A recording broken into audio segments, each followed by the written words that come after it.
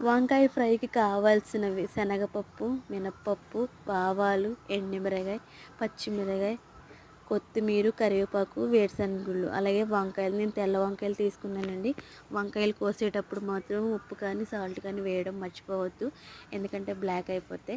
Gas మీద నేను బాణీ పెట్టుకున్నాను. నూనె వేగిన తర్వాత ఇవన్నీ వేసుకుని మనం ఫ్రై చేసుకోవాలి. ఫ్రై చేసుకున్న తర్వాత ఇవన్నీ ఫ్రై అయిన తర్వాత వంకాయలు వేసుకోవాలండి. సో అది ఫ్రై అయిన తర్వాత వంకాయలు వేసుకొని మనం ఫ్రై చేసుకోవాలి.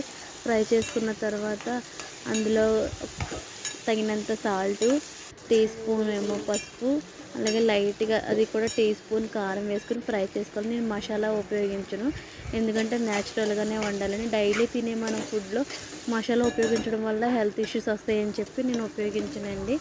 నేను ఇవాళ మా పాపను అంగన్వాడికి తీసుకెళ్ళాను. సెకండ్ సాటర్డే కదా, నాకు స్కూల్ లీవ్ అని చెప్పి ఇంకెళ్ళగా ఫ్రీగా